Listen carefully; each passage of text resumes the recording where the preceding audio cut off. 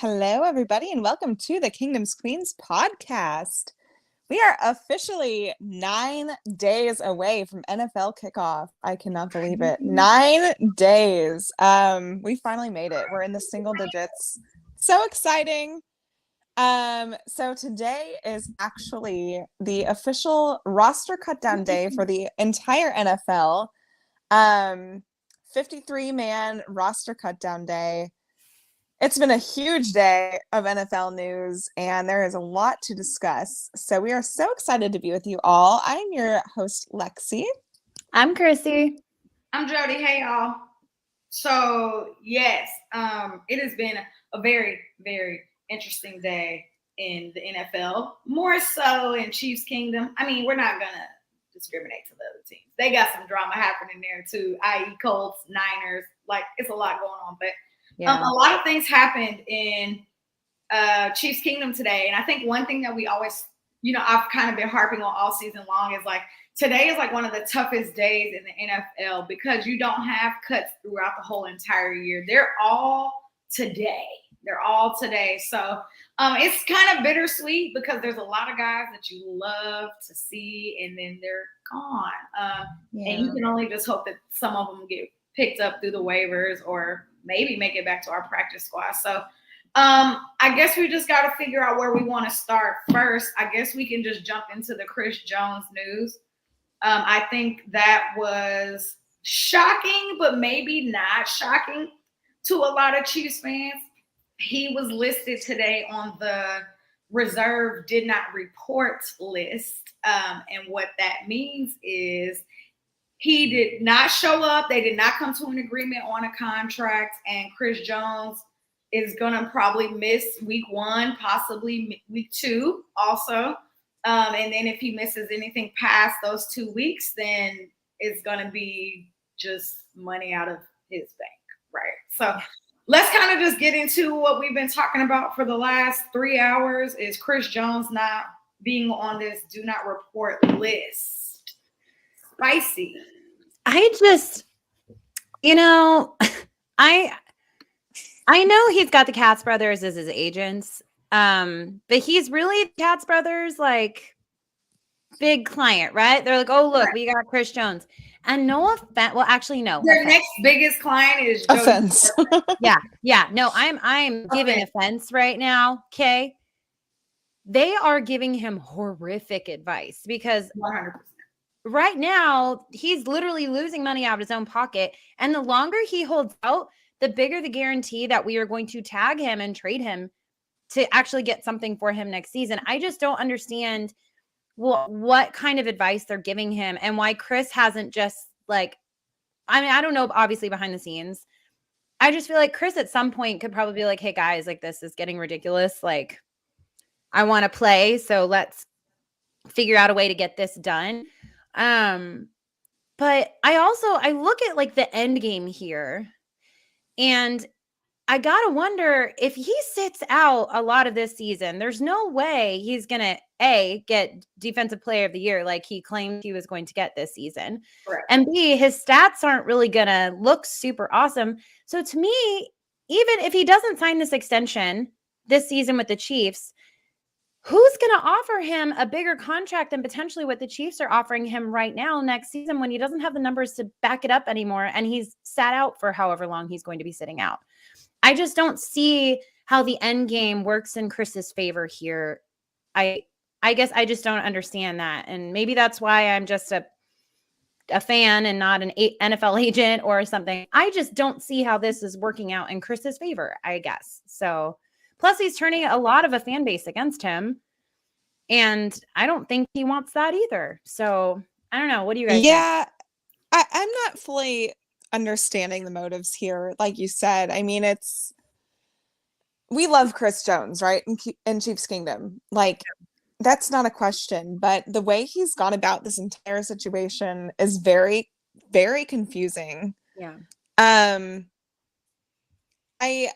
I don't understand.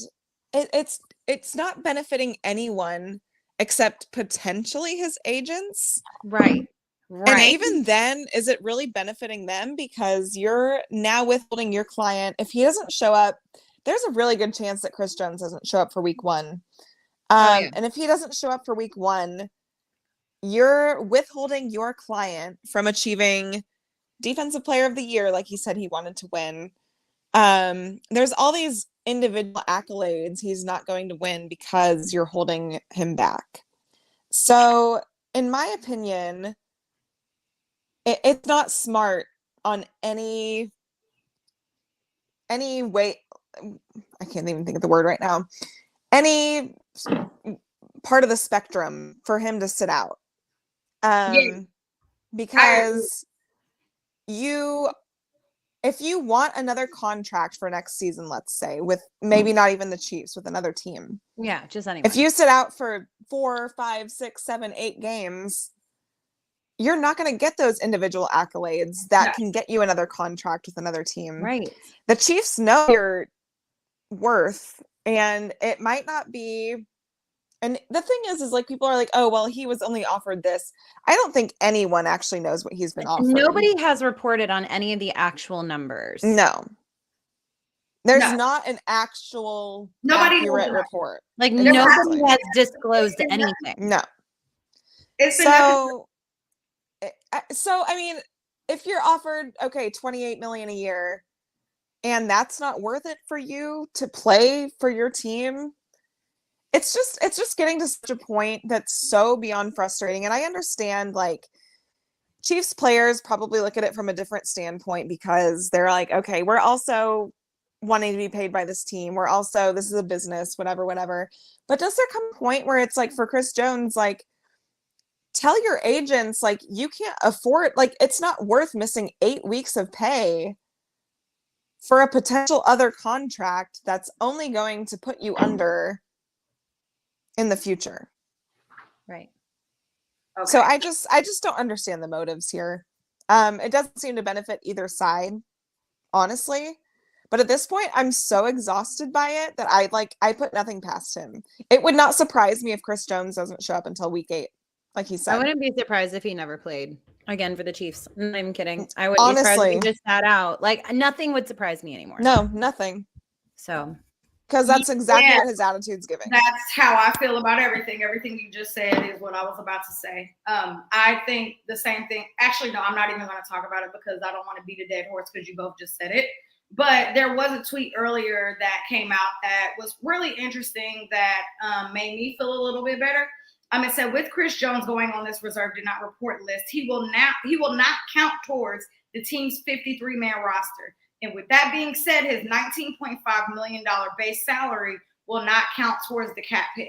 So one conversation that we were having earlier was with Chris Jones sitting out, and this was literally probably minutes right before this report came out. With Chris Jones sitting out, we understand that we only have roughly about $200,000 in the bank, period, before, after with all of this going on. So what that means is us only having $200,000, you can't go out and get any player for that. And we all know that the trade deadline is October 31st. So if you wanted to go back and, watch how the defense did to possibly go out and maybe to get another player, we didn't have the money to actually do that. But now what it seems is that we're going to have at least $19.5 million available. It kind of makes us feel like, okay, we do have options that are out there. Does Carlos Dunlap still want to play football? Is he That's what I'm hoping. Possibly go back out and get? Or, who do we have to restructure, or who do we possibly work on getting their extension done now to free up a little bit more cap space, which is something we might have had to do. But now we're like, okay, we're in a little bit better shape. So, I will say, like, that is the one thing that gave me the most relief, because I don't think Chris Jones is going to be here week 1. I honestly wouldn't be surprised if he didn't show up week 2, especially because we're going against a really great Jaguars team, and it's going to be really hot. And I think our defense is going to get put to the test during that game. So, I wouldn't be surprised if he for sure set out those first 2 games. Just because with going on this list, it allows you to miss those first 2 games. But I don't know. You guys said it. I think him not being here is going to, one, it's only making himself look bad. But two, at the same time, it's like, well, what's your motive here? And my biggest thing is what if you do finally come back? Are you in shape? Are you in football shape? Are you going to get injured? What if we do give you this extended contract and you come back and you're not the Chris Jones who we ended the season off with last year? Right. And there's a lot of things about that are a little frustrating. But what if this Chiefs defense is a top 15 defense? I know we said with him we would be a top 10, but what if without him we're still a top 15 and we're actually kind of winning games because this offense goes out and puts up 42 points a game? I think based off of that, Jodi, what you're saying, I could see, because our defense is so young. Very. I would love to see us bring in like a Carlos Dunlap, and not even necessarily to get like a ton of snaps, maybe be a third down snap guy, something like that, but to be at that veteran presence that helps these young guys really take it to the next level, much like our secondary had to do last year. Next one up, young guys coming into play because we had no choice. Well, right now, our defensive line, guess what? We have no choice. Chris Jones is not here. So it is up to you guys. It is up to you guys to make the difference and help this defense, because it all starts with the D-line. The stronger your D-line is, the easier the job is for everybody else on that team.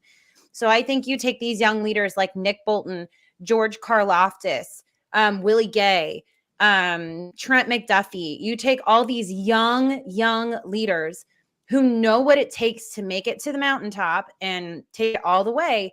And you really put your weight, your leadership on those guys, and just, I don't know, play with a chip on your shoulder. Be like, you know what? Yeah. They don't believe that we can do anything because Chris Jones isn't here. Yeah, well, we'd like him to be here, sure, but he's not. So it's up to us. We don't want to let this team down. And I think they could surprise some people. I'm not saying they're going to start off being amazing, but they could surprise some people. I've got faith in them. I really do. So Yeah. You know, What? I'm so mad at myself. Why? Why? I'm about to text y'all. Oh, no. Oh, I know why. Oh. I know why you're mad at yourself. Yeah. Sorry. Go ahead, Lexi. My bad. No, it's fine. Yeah, no, I completely agree. I mean, at this point, our team has to play like Chris Jones is injured, right? Like, play like he's injured. It's next man up. Let's pretend he broke his wrist and he's out for 6 weeks at this point. Like, oh my God, what a terrible injury. What? I'm saying the injury you said. Oh, yeah. What a terrible injury. Awful injury. Injury to the ego. He's got a hangnail. He would sit out for a hangnail at this point, I think. So. He probably would. Sorry. So. No, it's, what's unfortunate is that it's, a lot of Chiefs fans have changed their mind how they feel about him because of how he's treated our team in this time. And it's like, none of us, okay, let's take it back to Super Bowl 57 and we win. And Chris Jones is elite in the playoffs and he did fantastic. And he was a big reason for us winning. Every Chiefs fan was in love with him. Yeah. And I don't think any of us could have ever imagined that this is how the situation was going to pan out. It wasn't. They'll never play for the franchise. But do you think we would have even had last year's Super Bowl? Do you think Chris Jones would have been here last year if we would have got that Super Bowl then? Wait, what? The one. The first one? We both thought so hard. I'm like, wait, what? The running back year, the one we lost, if Chris Jones would have still been here, I mean, if we would have won that year, the Super Bowl that we lost, do we think he would have been here for this one? They should be 3-time Super Bowl champions. Yeah, but he didn't really do much in that Super Bowl. But he would have got paid because he would have been, I mean, not necessarily would have gotten paid then, but he would have been able to use that as leverage. Yeah, but, I'd look at his stats and be like, okay, but how much did you? So what you're saying is, y'all got butts kicked. What you're saying is 2.5 years ago, Chris Jones wasn't all that great, but he had been paid. He was under a second contract. I think he was on his way up. He wasn't at his peak. I think he was projecting upwards, which is why the Chiefs paid him, because they saw he was going upwards. But right now, I don't see him necessarily keep going up. I think, he may have another year if he played where he is, but I think he's going to be on the downward trend of his career. He's hit his peak. He's getting into his 30s. Like, y'all know when you hit 30, it sucks. It hurts. It's just downhill. It just goes downhill. So I So, do want I to don't say, we kind of should have seen this coming towards us. When Adam Schefter tweeted out at 12:47 p.m. that There was nothing. what a jerk. First of all, let's talk about the way Adam Schefter Oh my God. figured out. You know what's funny is I read that tweet and I didn't see what the rest of Chiefs Kingdom saw. I just read it and I was like, oh, we got some guy from the Raiders. Okay. Right. I didn't even see. And then I read it after everyone started panicking and I was like, oh, he did kind of win that in a bad way, didn't he? That's a terrible way to put it. But Terrible. we did go out. We did make a trade. We gave a 6th round pick for a defensive tackle from the Raiders, Neil Farrell, who is 25. He did not have a great season last year. He had no tackle. He had no sacks. I think no pressures. But he's young, and we know that bringing him in here is more so like a defense, like depth piece. Not necessarily you coming in here as a starter. You coming in here and just kind of learning the ways of the land under Spags. So we know that, but I feel like we should have kind of took that as a hint that we went after a defensive tackle at 1 p.m. and knew that something was going on. I feel like they've been really quiet too. Chris Jones has been quiet for like 5 days now. Yeah, it's like after he went back and forth with Chiefs fans, he suddenly is like, it's like quiet. He actually posted on his Instagram today and I missed it, but a few people let me know on Twitter in his Instagram story that he said something like, I'm not going to stray away from my worth kind of thing. Okay, well, you don't have to, babe. But that's what he said. So I feel like it's pretty much written. Well, and that's the problem. Chris Jones' agent has a number. I don't even know if it's Chris Jones at this point. I think Chris Jones' agent has a number. And Beach is like, Beach and Clark Hunt are like, well, here's ours. So you can take it or leave it. And while we're in this Mahomes era, we know that we're okay. This year might not be a Super Bowl year, unfortunately. But that doesn't mean that next year. We also said that last year, though. Right. Well, but I mean, Tyreek Hill and Chris Jones are. I know it's different, but I want to say though, I said this on Twitter earlier, but if Patrick Mahomes can figure out how to win a Super Bowl without Tyreek Hill and then without Chris Jones, he can't play defense. So that if he can figure out how to play it, I'm saying if he can figure out how to win a Super Bowl without both of those guys. I see what you're saying. Like Patrick what Mahomes is like another level of player.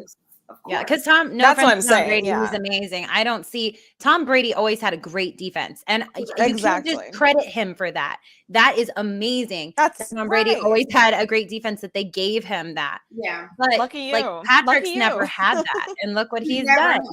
Never.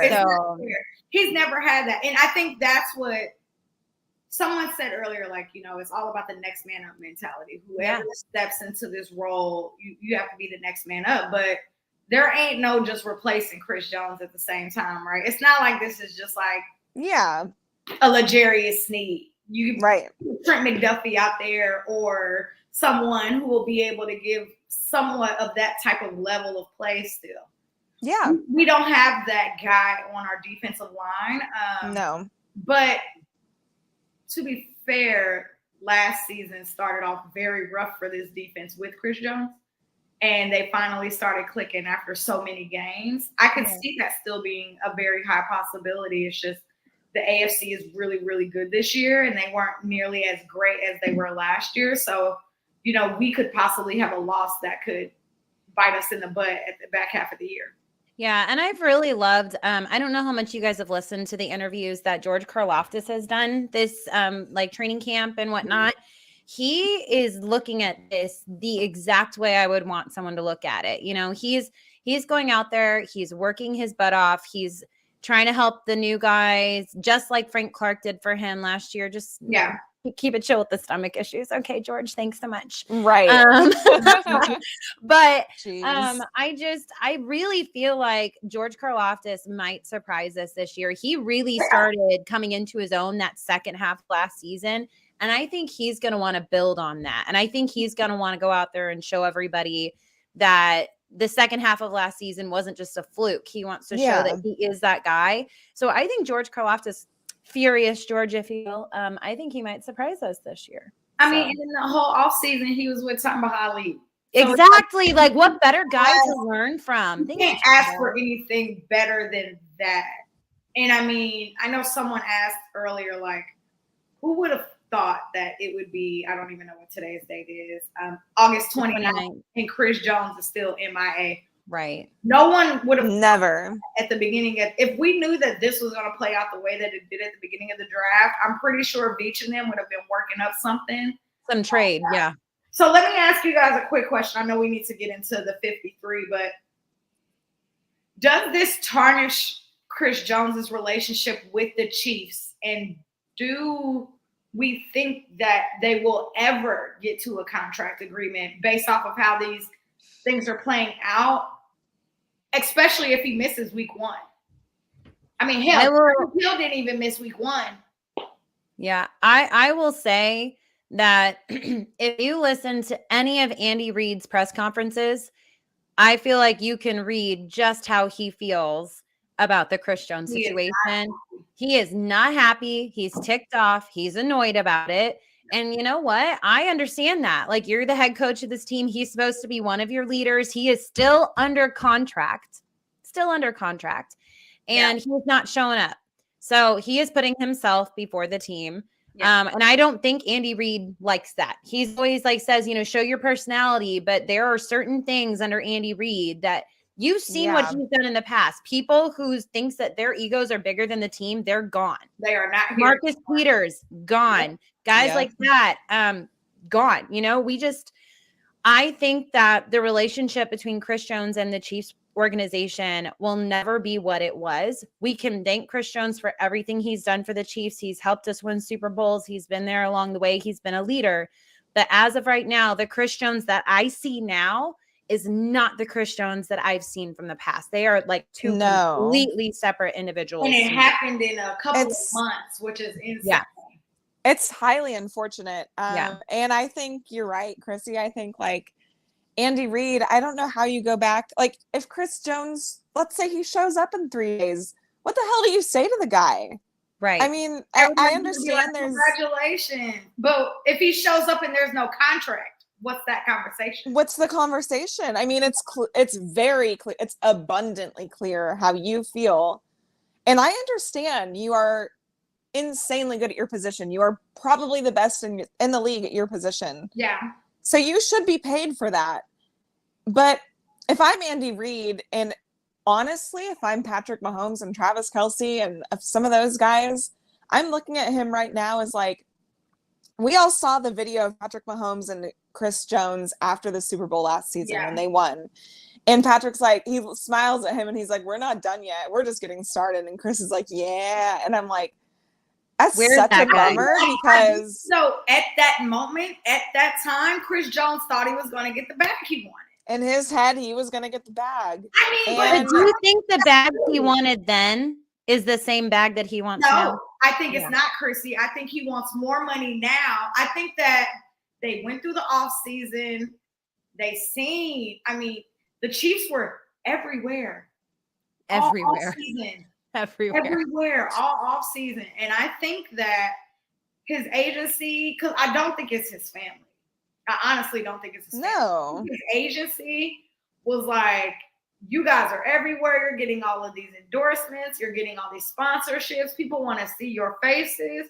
We might as well maximize and get as much money as we can. But I did hear something literally right before I hopped in here that was really interesting. I happened to a 49ers thing on Twitter. And, I asked them, I was like, hey, from one frustrated fan to another frustrated fan. Because they're dealing with Bosa. Talk to me about Nick Bosa. What's the deal there? How much money is he looking for? What type of deal is he looking for? And longest story short, they said that he doesn't want to be the highest paid at his position. He wants to be the highest paid defensive player in the league. I did not know that. And so I was like, so does that mean, I was like, so you think he's waiting on Chris Jones then? And they were like, well, no, I think Chris Jones is waiting on him. And I was like, well, no, I don't think that. I think Nick Bosa is now waiting on Chris Jones if he's waiting to be the highest paid defensive player in the NFL. So that was very shocking to me. We don't have to get into the Bosa family because we already know how they are with his dad, and just they all got their own things going on anyway. But that was just something that was really interesting to hear from a lot of the Niner fans. Yeah, really involved with their team. So that kind of makes me wonder about Chris Jones a little bit. I think the Bosas, like you said, they're just like a different breed of people. Yeah, they're an interesting bunch, aren't they? They are. Woo! They are. They know. Whatever. That's a whole other conversation. Yep. Not today. But I honestly think they're playing off of each other a little bit. I really do. I don't know how much, to what extent that is. Yeah. But I do think it's a little bit because they get communication for sure. Chris Jones and Nick Bosa, I'm sure they've had a few conversations. We've not seen something like this in a really long time, and it's like your two best defensive players in the entire league is Chris Jones and Nick Bosa. Right. And they're both holding out, potentially not even playing week 1. But so the NFL is like risking that's like having Joe Burrow and Patrick Mahomes not play week 1. Yeah, that's nuts. Like, that's insane. That's nuts. Well, I don't know. I'm sure we're going to talk more about Chris Jones every single week until he shows up. And then I can't wait. We just keep having this conversation. I'm talking about Chris Jones at least for the next for sure. Yay, love that. Because even if he does come back, we're going to be like, all right, what does he look like? Like, what's his development look like? Is he fat? Is he in shape? Is he slow? Can he bend? I honestly, what's his pad level? Like, I think he's in shape. I think he'd be fine to play, but he's not going to be in football shape though. Not Andy Reid's football shape is a different level of football shape than most other teams. For one, for two, I can't even imagine the conversation he would have with people showing up. Like, if he just randomly pops up in a few days, what's that conversation? Especially if he's not. I don't know. Especially if there's no contract. I gotta show this comment because these are my people. Can we just refer to him as Voldemort at this point? Sean, that was great. That made my day. Pretty much. He who must not be hilarious. Okay. He who must not be named. I mean, no, but that's enough on Chris Jones. I told y'all. Yeah. I want to say one more thing about Chris Jones, if you're okay with it. No. We have another comment that's talking about like trying to buy time to field trade offers. Here's the problem with trying to buy time to field trade offers. Right now, the Chiefs are stuck with him. Okay.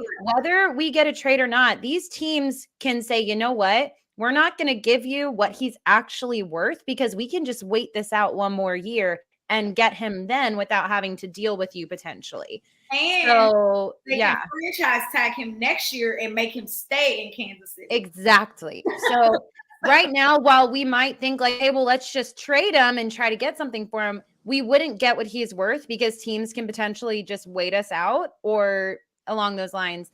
It's trust me, I wish we could at this point to free up some cap space, but they also have to take on his contract number. And we're not a little more than, the $2 we had before, but but they would have to take on a new contract. Plus they'd have to give up assets for him, like trade or picks or whatnot, potentially players. Like, it's just, I don't see a trade being a realistic solution as nice as that would potentially be if he's just not going to play, So anyway, that's all I had. Especially this year. It's not happening. And all he's doing is, y'all said it at the beginning, all he's doing is hurting himself because if he comes out here and he does not look as great as he's holding, as he's creating this pillar of himself that like that. So I expect him to be like that when he comes back. And I don't know. If we go 2-0 without Chris Jones, he is playing an extremely risky game. Very, very risky. If we go 2-0, honestly, I hope we do at this point because you know what, Chris Jones? Okay. I feel like are you about to yell at us? No, Lexi's going. Go. I'm like, I feel like being mean. I feel like being mean for a second, but you know what? Be sassy. If you want to troll us and you want to troll the fans that have no control over your contract. We do not pay you. We have supported you thus far. Yeah. You know what? I hope we do win without you. Season ticket holder. I know I'm paying money on that. I hope we win without you.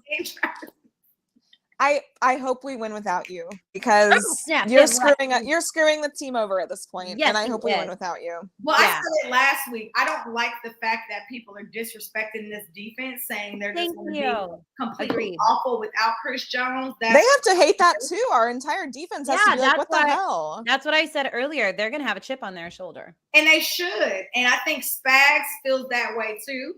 Yep. Yeah. I think there's just a lot of things brewing. I will say, though, I'm very glad that our first 2 games are a really good defense and then a really good offense that's going to put a whole bunch of points up against us. Because I think it's going to really give the team and the players and everybody a super quick reality check of what adjustments they need to make to survive the rest of the season, because the rest of the season is tough. Yeah, we start out hot. So, like, those players are going to have to bring it day 1. We don't slow down till, like, week 6. So there's that. Yeah. Anyway, let's get into this roster. There were a lot. Yeah. That was a weird reaction. Sorry. Woo! There were a lot of guys waived and released today, which kind of sad. A lot. That just took my woohoo down to woo. I'm just going to actually name a few guys who a lot of people were high on, and then we can talk about them as it happens. So, Deion Bush, a lot of people were high on him. Danny Connor. Shelton, a lot of people were high on him, especially because we went out and got this other guy. Anyway, Boydo, I was high on Boydo, especially after this last preseason game. I thought maybe we could add him in as some depth. Shane Bouchel, the guy we protected all season long. Matt Bushman, Cole Christensen. Leaf Halasi. I always say it wrong. One of them. Chris, Olenduko, the other quarterback. Oladipo. Yep, that's what that says. Michael P. Ryan, Cornell Powell, Generic Prince, kind of Daniel Wise, interesting. And then waived injured, which I'm very shocked about, Nico Remigio. I'm sad about that one. Then I guess before we get into all the people I just named, do we talk about Amir Smith-Marset for a second? Yeah. I'm really happy for him, but I'm sad for us. His stat line in the last preseason game was 4 for 101. Yeah. 1 touchdown, which is impressive. And I feel like personally, Andy Reid and them were trying to create tape for him so he could go get picked up. And we ended up getting a conditional 7th for him.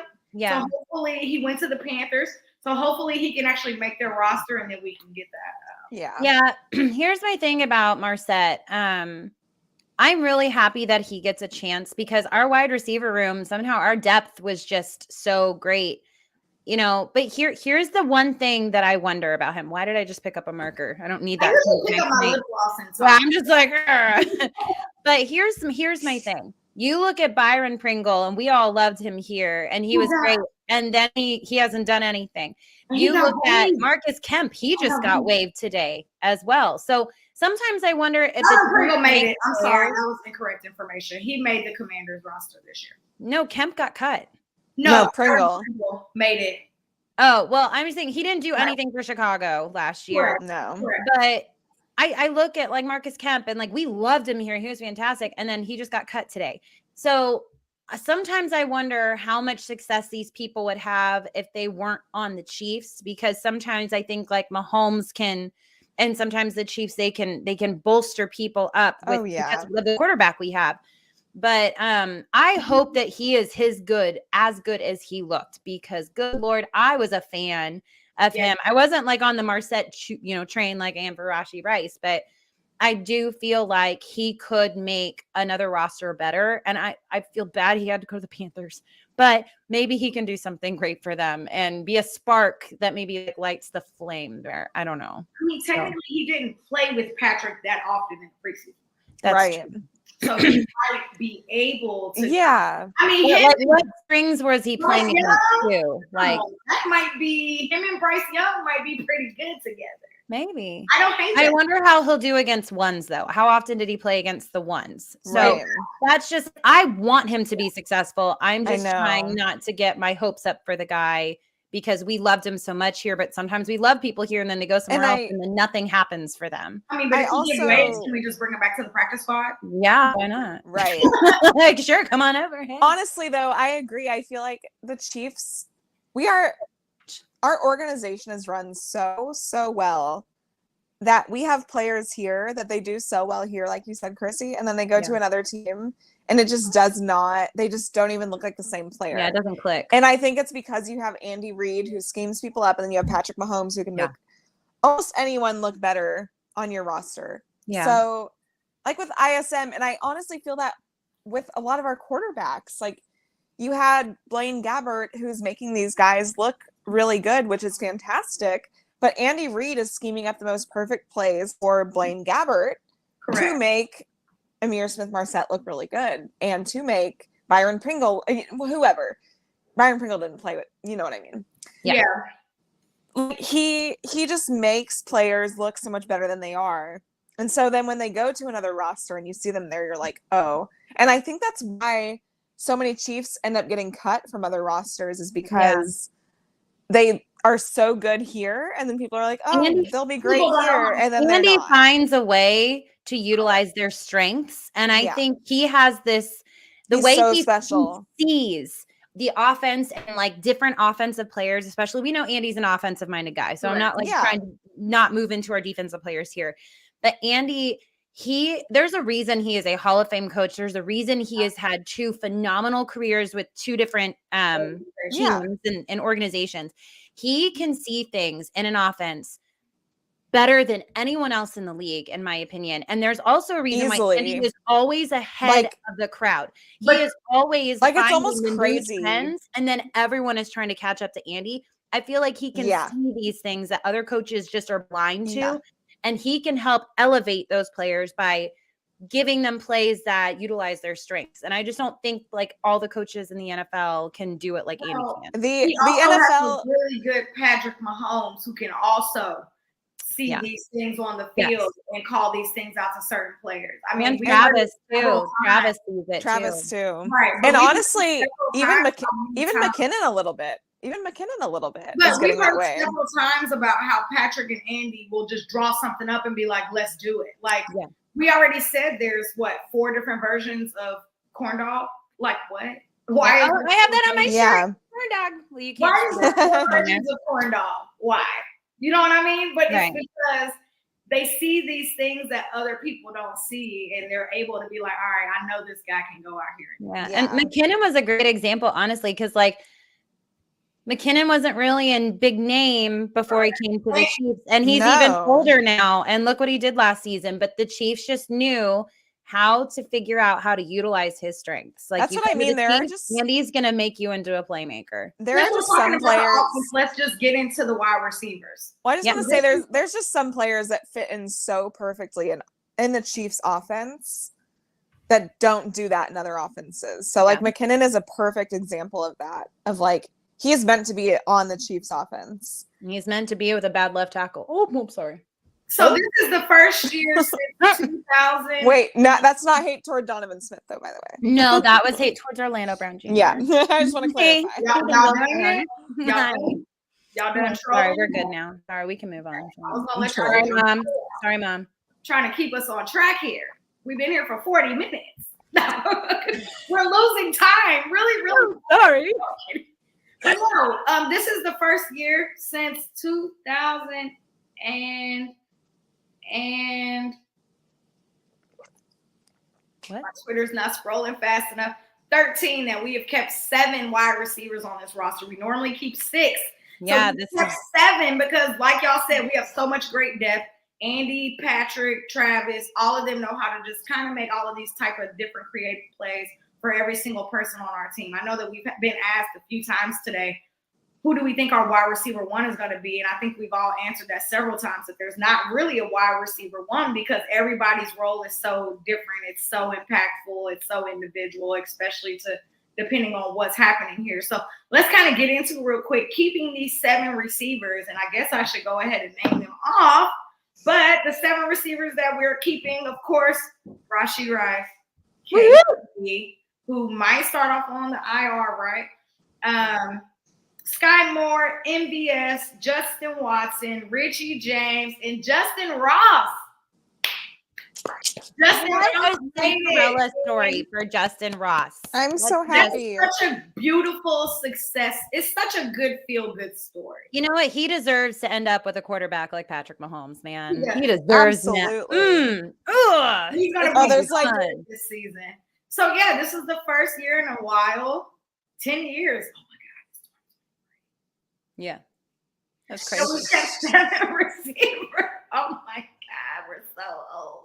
That we've kept 7 receivers up, and I'm really excited.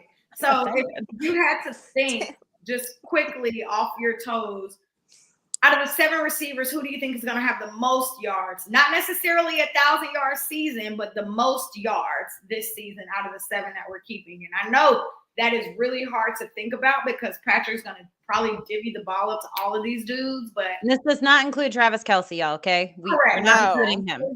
No. We understand.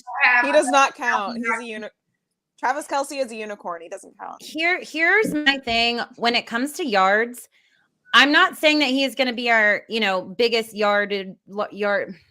Yeah. Thank you. I look at Rashee Rice and how he is a yards after catch monster. So he may not be targeted as much as the other guys, but I think his yards will be inflated because of how great he is after the catch. If I were looking at who I think is going to have the most yards between him and Sky Moore, I couldn't tell you. I think it's a toss-up. I think MVS, and this is assuming Kadarius Toney misses games, just FYI. I personally think he might start off on the IR, but that's yeah. And I'm actually okay with that. Same. Save him for the back half of the year. Right. Yeah. I think MVS will be our number 1 receiver technically, with some big chunks down the field, which will, help with his help with his yards. They can't talk. Words are hard. But I really do feel like Justin Ross is going to surprise people. I think he could be like a fantasy diamond in the rough. But I think like Sky Moore and Rashee Rice, I think they could be in the 500 to 700 yard range, honestly. I would say Sky Moore a little bit higher. I would say Rashee Rice a little bit lower on that. Yeah. But I think Sky Moore is going to be getting more. I think the thing is Rashee Rice and Sky Moore, I think, are going to be filling that Juju role together.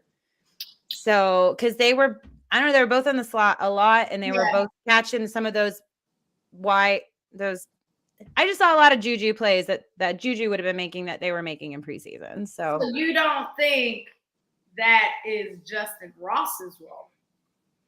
I think he'll be mixed in, but I think they'll get more than he will at the beginning of the season. I think he will start coming through later in the season where he is getting more and more and more. I think it'll start out smaller for Justin Ross. That's why I don't think his yardage I think it'll inflate towards the second half of the season, but I think it'll be less in the first part of the season because he is listed, I believe, as number 7.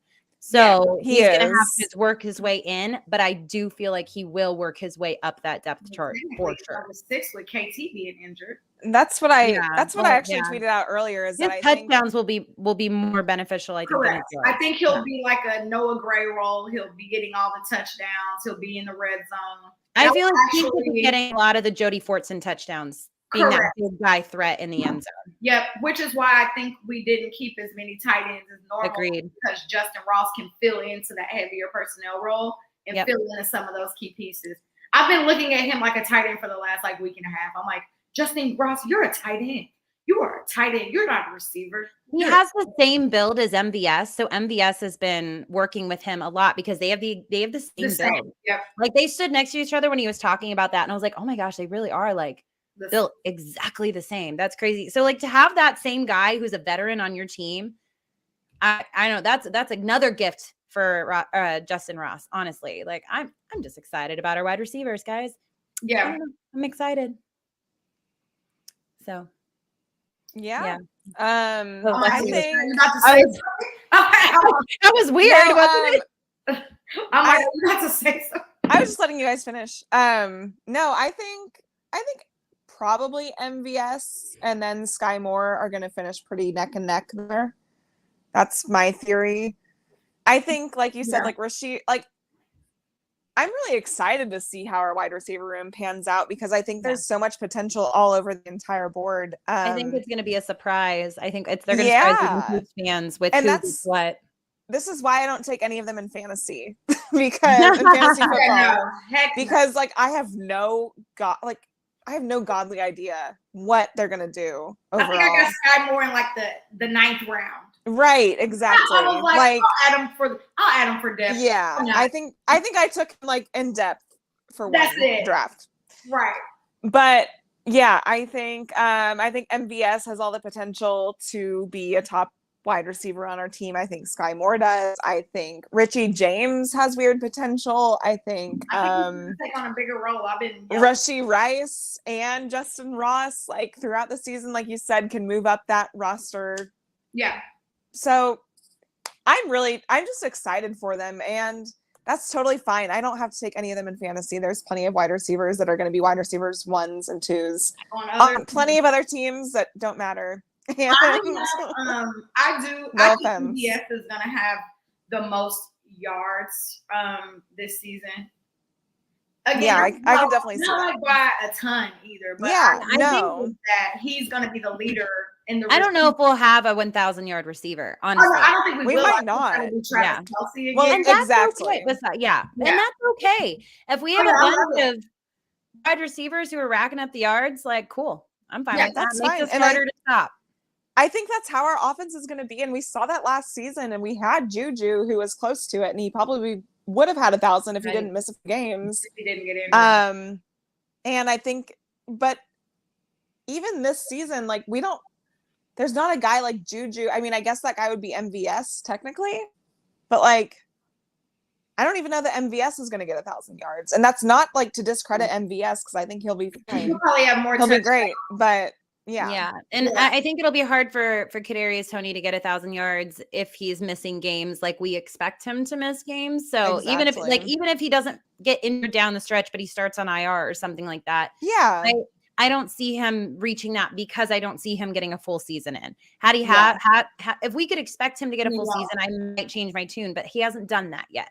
So until we see that, I can't call him 1,000-yard receiver. On the defense just a little bit. Somebody who I was very, very, very happy to see make this roster, Shamari Connor. Yay! I think he took Deion Bush's job. Just saying. He got cut. Yeah, he did. Shamari Connor. And I actually liked Deion Bush a lot. I liked Deion Bush. I'm kind of sad about that. I did too. I thought he was great on special teams too. Pretty high on Shamari, so I'm really. But happy yeah. What him and FAU's development are going to be. I mean, honestly, there's so many young guys on the defense. Yeah. We have such a little baby team, y'all. I know. Babies. Again. Yeah. I love having a young team that's just. Now we just love it. We just roll. And that's the one great thing about having so many young guys in this window that we're in. A lot of these guys are going to have to be here for another 4 years because they're still on their rookie contract. So that's why, we get these guys in here, we develop them. They start to be these just lightning bolt players, which, I mean, all of our rookies from last year are already like, well, we're Super Bowl champions, and that's the only way we can think or look. That's all they think, yeah. That's the mentality they're giving all of these new guys who are coming in, too. Yeah. And I think I'm so glad that this year is not last year, and that last year we weren't going against the, oh my God, who's going to be the receiver, and oh my God, who are we going to be on defense? Because even though Chris Jones won't be there, we have a lot of guys on this team now who are really just with a championship mindset. Yeah. And I feel like they're all like, we got to figure a way to work it out with Chris being here or not. So I'm really kind of happy about that because it puts us in a lot more positive predicament, if that makes sense. One thing I wanted to touch on was the signing we made from the Raiders, who is Neil. Yeah, I said it's Neil Farrell. Neil Farrell. Yeah.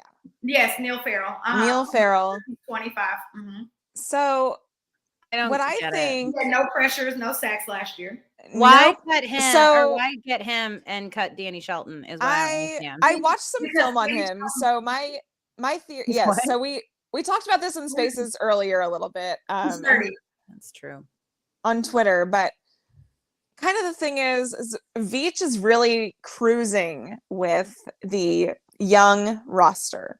It's Like true. that is his thing. He is cruising with the young roster. And I think Danny Shelton, I would have rather have had him take that roster spot.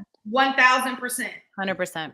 But I think Veach is like so on his like train of his Of roller getting coaster, his younger. train of getting He's younger. like the Botox for the Chiefs. Like He get is. younger, get Yeah. younger, get younger. Yeah. He's like, let's just keep The getting lifelong younger. section of the Chiefs. I think he sees this guy as the potential of Danny Shelton, but younger and cheaper. I mean, and that's correct. Because what he's going to be. Like, how expensive is Danny Shelton really? Well, Like, I don't really know that he's that expensive, but I think this guy, he's a Super Bowl champion. he is a Super Bowl champion. Danny Shelton is. who hung out on Yeah. the practice squad all year though. So I I mean, don't hey, know. you got a He ring. did. He can go anywhere else. Um, That's my point. But this, yeah, but this new guy that we signed, I think, I think he's going to be, there's upside there. And I think he was on the Raiders, who had no help on defense last season, minus a few people, which is like a Max Crosby. But the Raiders have always And had a decently good defense, though. Their yeah, offense. they were like top 20 last season. Like they were not that good. Well, they played really, really good against the Chiefs, which is enough for me. At least for one of the games. For We beat the them. first game. The second game was terrible. I will say I looked up the Raiders, a lot of the Raiders like beat writers or whatever, the guys who were doing the press with the Raiders, they were expecting him to take a big jump this season, saying that he was kind of playing behind a lot of guys last year, and because of how their defense was built, that he didn't really have the opportunity.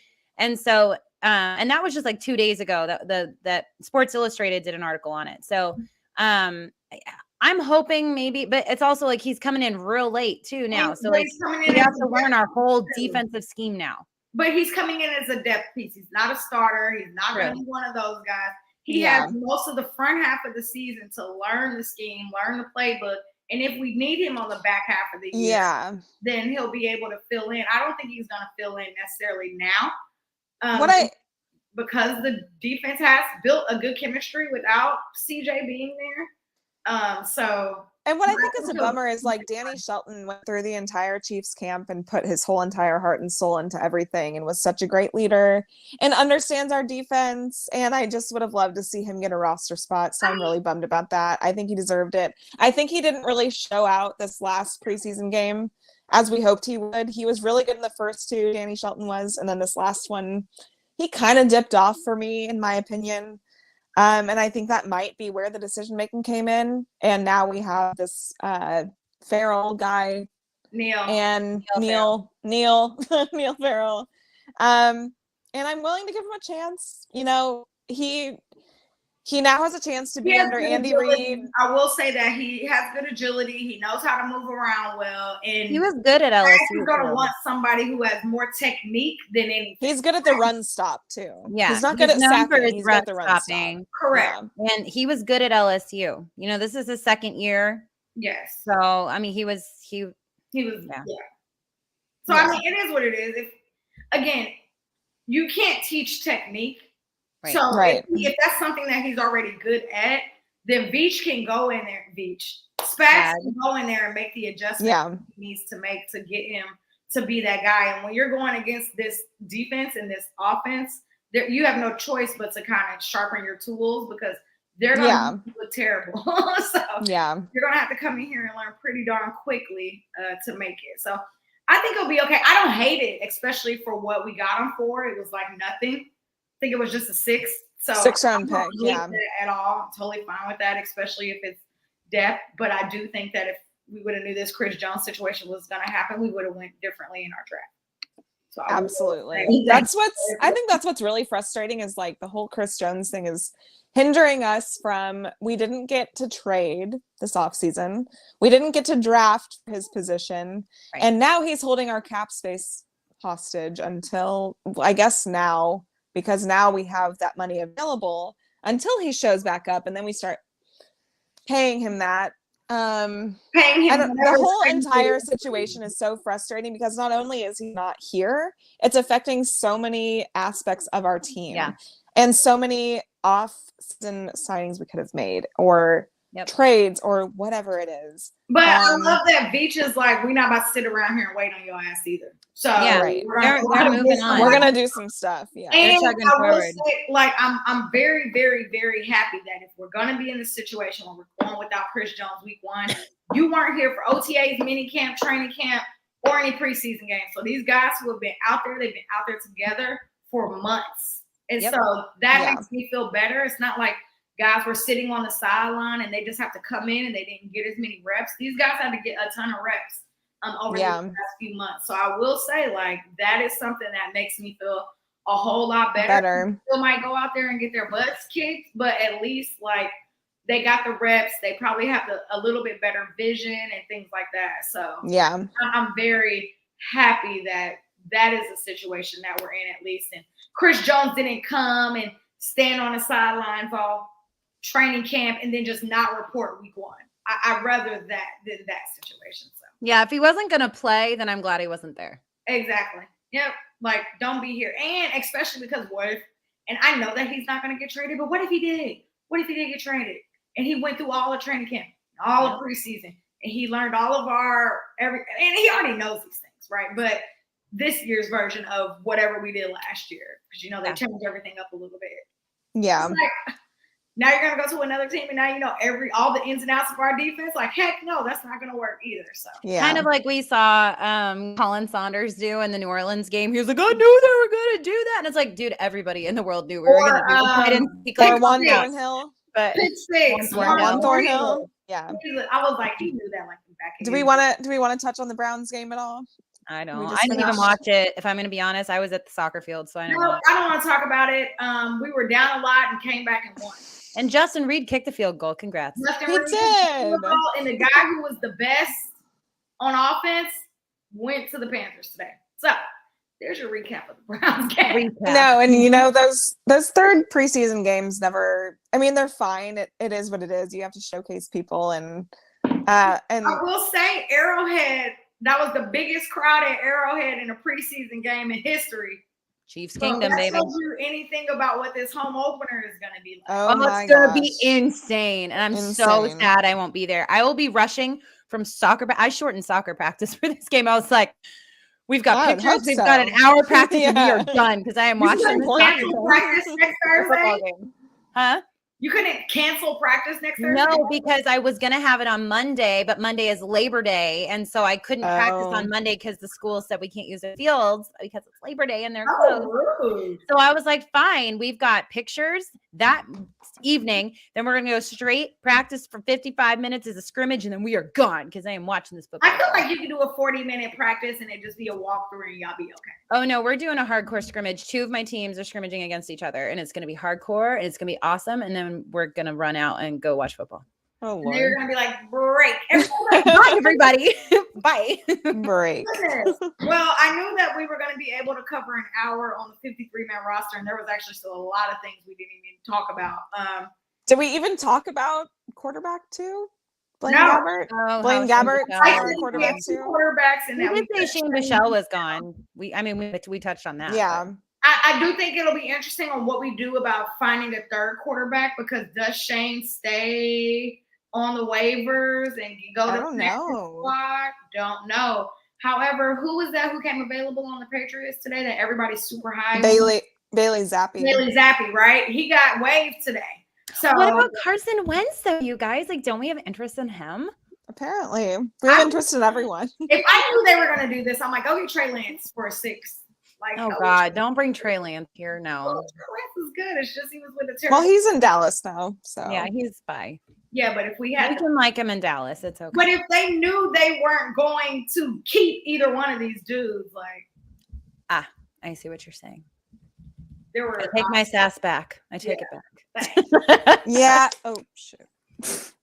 Good job. But yeah, that's how I feel about that. Well, it'll be interesting to see what we do with that third quarterback position, since we can have that emergency quarterback on game Yeah. And that doesn't affect the roster. I just want to say I'm not surprised that Blaine Gabbert. I think we've been saying that he's going to be the quarterback too. That wasn't really a question. So that's fine. Well, yeah, he got paid. Yeah. Like, of course, he got paid. Some of y'all in the comments take my comments way too seriously. Like, I did not want Carson Wentz. I can't see the comments. It was a joke. So. It was a joke. I don't want Carson. I haven't put up many comments. A joke. Oh, yeah, you gotta ignore Chrissy, guys. Just the whole show. Just pretend I'm not here. I'm serious. But no, I mean, very happy all of our rookies who we expected to make it because we drafted them made this roster and didn't get cut like some teams cut some of their draft picks today. I cannot believe the Chargers cut Max Duggan, the quarterback pick they took this season, this draft. Like, why would you? I don't understand. Chargers gonna charge. Yeah, they sure are. Chargers gonna charge. Well, I will say I'm excited about next Tuesday's episode because we will be recapping. Well, not recapping, but getting ready. We'll talk probably all about Chiefs, Lions, banner night, all of that good stuff. Oh yeah, that's gonna be. Oh, I cannot wait.